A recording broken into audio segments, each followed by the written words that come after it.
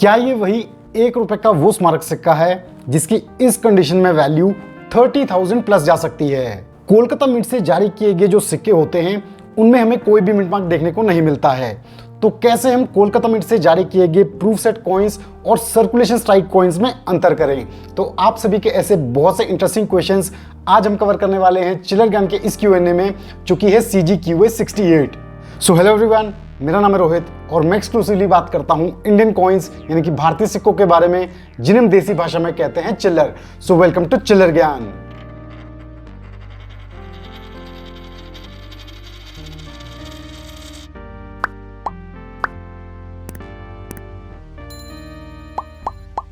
तो इससे पहले कि हम आप सभी के क्वेश्चंस पे जाएं, अगर आप देखना चाहते हैं हमारे बहुत ही इंटरेस्टिंग व्लॉग वीडियोस जिसमें आप और बेहतर से जान पाएंगे मुझे और चिल्लर ज्ञान की एडिटर को, तो जरूर चेक करें हमारा दूसरा चैनल मियां मिठू ऊपर आई बटन पे क्लिक करके, और जरूर इस चैनल को भी सब्सक्राइब करें।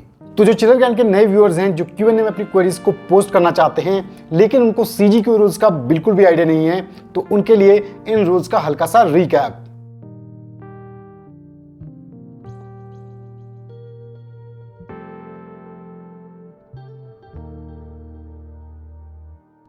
आप सभी को इन रूल्स को अच्छे से फॉलो करना है क्योंकि तभी आप सभी के क्वेश्चंस Q&A वीडियोस में लिए जाएंगे। तो अगर आपने वीडियो को अभी तक लाइक और चैनल को सब्सक्राइब नहीं किया है तो फटाफट से कर दीजिए।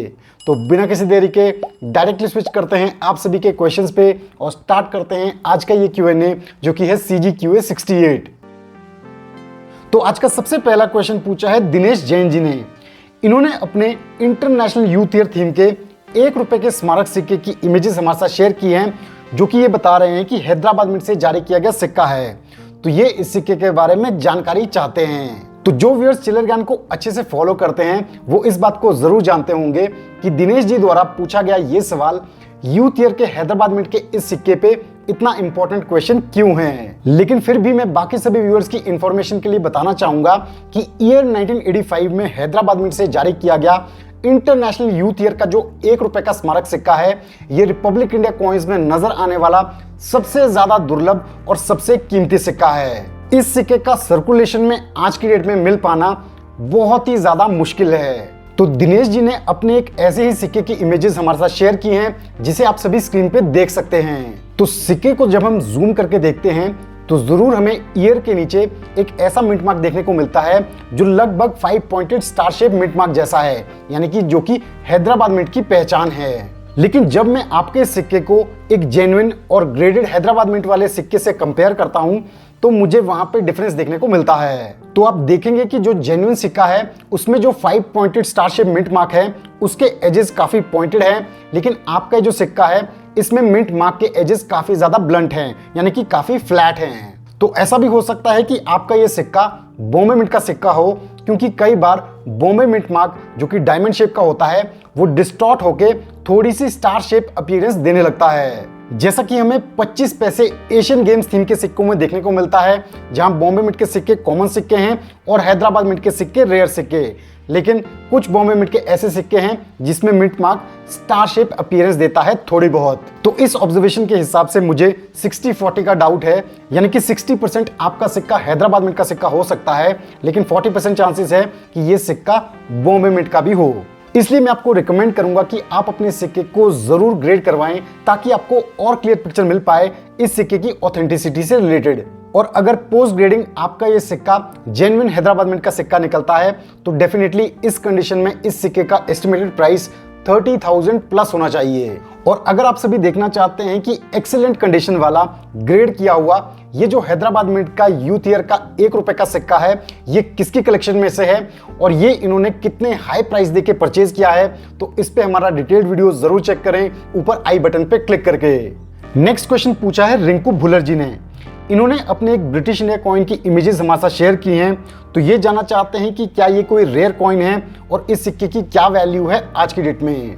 तो रिंकू जी, आपके इस क्वेश्चन के माध्यम से मैं फिर से चिल्लर ज्ञान के सभी व्यूअर से कहना चाहूंगा कि सिक्कों की वैल्यू पे फोकस करने से पहले उनके डिजाइन और उनको स्टडी करने पे फोकस किया करें। ऐसा मैं इसलिए कह रहा हूं क्योंकि रिंकू जी द्वारा भेजा गया जो 1901 का विक्टोरिया एम्प्रेस का 1 रुपए का सिक्का है, ये कोई जेन्युइन कॉइन नहीं है बट एक कंप्लीटली फेक कॉइन है। सिक्के के पुअर डिजाइन से एक एक्सपीरियंस कलेक्टर को पहली नजर में ही समझ आ जाता है कि ये एक नकली सिक्का है। अब सिक्का रेयर है या फिर नहीं, ये इसके बाद का स्टेप है। तो आई होप रिंकू जी आपको क्लैरिटी मिल गई होगी।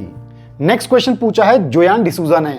ये बताते हैं कि मुंबई मिंट से जारी किए गए जो प्रूफ कॉइन्स होते हैं और सर्कुलेशन स्ट्राइक कॉइन्स होते हैं, उनमें हम इजीली फर्क कर पाते हैं मिंट मार्क की वजह से, क्योंकि प्रूफ कॉइन्स में हमें नजर आता है बी या एम मिंट मार्क और जो सर्कुलेशन स्ट्राइक कॉइन्स होते हैं उनमें नजर आता है डायमंड मिंट मार्क। लेकिन ये कहते हैं कि जो कोलकाता और हैदराबाद मिंट से जारी किए गए सिक्के होते हैं उनमें मिंट मार्क में कोई ऐसा डिफरेंशिएटिंग फैक्टर नहीं होता है। तो कैसे हैदराबाद मिंट और कोलकाता मिंट से जारी किए गए प्रूफ कॉइन्स और सर्कुलेशन स्ट्राइक कॉइन्स में अंतर किया जाए? तो जोयान यहाँ पे आपने एक बहुत ही इंटरेस्टिंग क्वेश्चन पूछा है। सिमिलर क्वेश्चन मेरे दिमाग में भी काफी साल पहले आया था और इस पे मैंने फिर रिसर्च किया, जिसकी ऑब्जर्वेशन मैं आपके साथ शेयर करना चाहूंगा। तो सबसे पहले बात करते हैं हैदराबाद मिंट के सिक्कों की। तो यहाँ पे आपको एक पॉइंट नोट करना होगा कि हैदराबाद मिंट से कोई भी प्रूफ सेट्स जारी नहीं किए जाते हैं। प्रूफ सेट्स अगर हमें देखने को मिलते हैं तो वो नजर आते हैं केवल मुंबई और कोलकाता मिंट से। तो यहाँ पे ये बात एकदम क्लियर है कि हैदराबाद मिंट से जारी किए गए जो सर्कुलेशन स्ट्राइक कॉइन्स हैं उनमें आपको 5 pointed star shape mint mark नजर आएगा और आपको जरूरत ही नहीं पड़ेगी प्रूफ कॉइन्स से फर्क करने में, क्योंकि हैदराबाद मिंट से कोई भी प्रूफ कॉइन्स देखने को नहीं मिलते हैं। नेक्स्ट बात करते हैं कोलकाता मिंट से जारी किए गए सिक्कों में। हाँ, इन सिक्कों में जरूर मुश्किल आती है प्रूफ कॉइन्स और सर्कुलेशन स्ट्राइक कॉइन्स में फर्क करने में, क्योंकि कोलकाता मिंट से जारी किए गए जो भी सिक्के होते हैं उनमें हमें कोई भी मिंट मार्क देखने को नहीं मिलता है और ना ही कैलकाटा मिंट के प्रूफ कॉइन्स में कोई स्पेशल मिंट मार्क होता है। तो कैलकाटा मिंट के प्रूफ कॉइन्स और सर्कुलेशन स्ट्राइक कॉइन्स में डिफरेंशिएट करने के लिए आपको मेजरली 2 इंपॉर्टेंट चीजें चेक करनी होती हैं। सबसे पहला है finish and lustre of the coin और दूसरा है design detailing of the coin. जो प्रूफ कॉइन्स को बनाने का प्रोसेस होता है और उनको बनाने के लिए जो डाइज यूज की जाती हैं वो सर्कुलेशन स्ट्राइक कॉइन्स से अलग होती हैं, जिस वजह से जो प्रूफ कॉइन्स होते हैं उनका फिनिश एकदम मिरर फिनिश होता है और उनकी जो एलिमेंट डिटेल्स होती हैं वो भी काफी ज्यादा शार्प होती हैं, जबकि सर्कुलेशन स्ट्राइक कॉइन्स इतनी शार्प डिटेल्स और इतने अच्छे लस्टर वाले नहीं होते हैं। एग्जाम्पल के लिए आप सभी स्क्रीन पे देख सकते हैं रविंद्रनाथ टैगोर का एक सर्कुलेशन स्ट्राइक कॉइन और एक प्रूफ कॉइन। अब सिक्के की फिनिश और पोर्ट्रेट की शार्प डिटेल से आपको समझ आ गया होगा कि ये एक प्रूफ कॉइन है और ये एक रेगुलर सर्कुलेशन स्ट्राइक कॉइन। तो ये चीजें धीरे धीरे आपको एक्सपीरियंस के साथ समझ आ जाएंगी जितना ज्यादा आप सिक्कों को मैन्युअली खुद से स्टडी करेंगे। तो आई होप जोयान आपको क्लैरिटी मिल गई होगी। नेक्स्ट क्वेश्चन पूछा है जगरव माथुर जी ने। ये बताते हैं कि इनके पास ईयर 1985 में बॉम्बे मिंट से जारी किया गया एक 25 पैसे का सिक्का है, तो ये इसकी वैल्यू जानना चाहते हैं आज की डेट में। तो जगरव यहाँ पे मैं आपको बताना चाहूंगा कि ईयर 1985 में बॉम्बे मिंट से जारी किया गया जो कॉपर निकल का ये 25 पैसे का डेफिनेटिव सिक्का है, ये आज की डेट में स्केयर्स कैटेगरी में आता है। वेरी फाइन से यूएनसी कंडीशन में इसका एस्टिमेटेड प्राइस 50 से 100 रुपए के करीब है। नेक्स्ट क्वेश्चन पूछा है गोपाल गुप्ता जी ने। ये बताते हैं कि इनके पास ईयर 1987 में जारी किया गया एक स्टील का 1 रुपए का सिक्का है जिसमें ईयर के नीचे डॉट है और उसके नीचे एम मिंट मार्क। तो ये जानना चाहते हैं कि ये किस मिंट का सिक्का है और क्या ये कोई वैल्यूएबल कॉइन है। तो गोपाल जी यहाँ पे मैं आपको बताना चाहूंगा कि ईयर 1987 में जारी किए गए जो फेरेटिक स्टेनलेस स्टील के 1 रुपए के डेफिनेटिव कॉइन्स हैं, ये हमें भारत की सभी मिंट से देखने को मिलते हैं और इसके साथ साथ एक और फॉरेन मिंट से जिसे हम कहते हैं मैक्सिको मिंट। इस फॉरेन मिंट से जारी किए गए सिक्कों में हमें ईयर के नीचे कैपिटल एम और उसके ऊपर स्मॉल ओ देखने को मिलता है। मैक्सिको मिंट के ये सिक्के कोई रेयर सिक्के नहीं हैं, बट कॉमन कैटेगरी के ही सिक्के हैं जो सर्कुलेशन में इजीली मिल जाते हैं। हाँ, मिंट मार्क देखने में जरूर यूनिक है, जो ऐसा फील करवाता है कि ये सिक्के कोई यूनिक सिक्के हैं। नेक्स्ट क्वेश्चन पूछा है लविश कुमार जी ने। ये बताते हैं कि इनके पास नोएडा मिंट से जारी किया गया 5 रुपए का भेल थीम का सिक्का है, तो ये इसकी वैल्यू जानना चाहते हैं आज की डेट में। तो लविश यहाँ पे मैं आपको बताना चाहूंगा कि वर्ष 2014 में जारी किया गया भेल थीम का ये जो 5 रुपए का स्मारक सिक्का है, ये हमें भारत की सभी मिंट से देखने को मिलता है, यानी कि बॉम्बे, कैलकाटा, हैदराबाद और नोएडा। जहां बॉम्बे, कैलकाटा और हैदराबाद मिंट के सिक्के कॉमन कैटेगरी में आते हैं, लेकिन नोएडा मिंट का जो सिक्का है जिसकी आप बात कर रहे हैं वो जरूर एक स्केयर्स कैटेगरी का सिक्का है। यूएनसी ग्रेड में इस सिक्के का एस्टिमेटेड प्राइस लगभग 80 से 100 रुपए के बीच है। नेक्स्ट क्वेश्चन पूछा है मारूफ खान जी ने।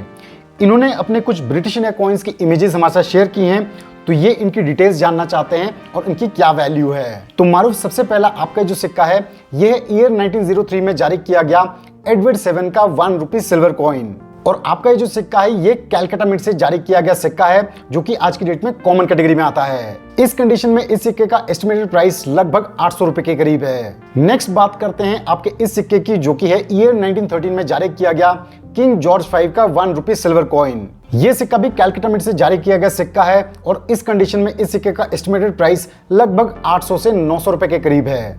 नेक्स्ट क्वेश्चन पूछा है महेश कोहली जी ने। ये बताते हैं कि इनके पास 1919 का एक 2 आनास कॉइन है, तो ये इसकी वैल्यू जानना चाहते हैं आज की डेट में। तो यहाँ पे मैं आपको बताना चाहूंगा कि ईयर 1919 में जारी किए गए जो किंग जॉर्ज 5 के 2 आनास कॉइन है, जो हमें देखने को मिलते हैं कॉपर निकल मेटल कॉम्पोजिशन में, ये नजर आए थे केवल और केवल कैलकाटा मिंट से, और ये सिक्के आज की डेट में स्केयर्स कैटेगरी में आते हैं। अब आपने यहाँ पे ये नहीं बताया है कि आपका सिक्का किस कंडीशन का सिक्का है, लेकिन फिर भी मैं आपको बताना चाहूंगा कि फाइन से एक्स्ट्रा फाइन कंडीशन में इन सिक्कों का एस्टिमेटेड प्राइस 100 से 800 रुपए तक जा सकता है। लेकिन अगर ये सिक्का यूएनसी कंडीशन में है तो इसका प्राइस काफी हाई जा सकता है, यानी कि 2000 से 3000 रुपए तक। नेक्स्ट क्वेश्चन पूछा है संजय मलिक जी ने। ये बताते हैं कि इनके पास ईयर 1879 में जारी किए गए विक्टोरिया के 3 1/4 आना कॉइन्स हैं, लेकिन ये बताते हैं कि इन सभी सिक्कों की कंडीशन बहुत ही ज़्यादा खराब है। तो ये जानना चाहते हैं कि क्या ये कोई रेयर सिक्के हैं और इनकी आज की डेट में क्या वैल्यू है। तो संजय, सबसे पहली बात, यहाँ पे आपने अपने सिक्कों की इमेजेस हमारे साथ शेयर नहीं की हैं, तो बिना इमेजेस के सिक्कों की कंडीशन को गैस कर पाना पॉसिबल नहीं होता है, तो इसलिए नेक्स्ट टाइम से ज़रूर इमेजेस भी भेजा करें। फिर भी यहाँ पे मैं आपको बताना चाहूँगा कि ईयर 1879 में जारी किए गए विक्टोरिया एम्प्रेस के जो कॉपर के 1/4 आना कॉइन्स हैं, वो एक्चुअल में आज की डेट में रेयर कैटेगरी में आते हैं, और ये सिक्के हमें देखने को मिलते हैं केवल और केवल कैलकाटा मिंट से। एक्स्ट्रा फाइन कंडीशन में इन सिक्कों का प्राइस 2000 रुपए तक जा सकता है।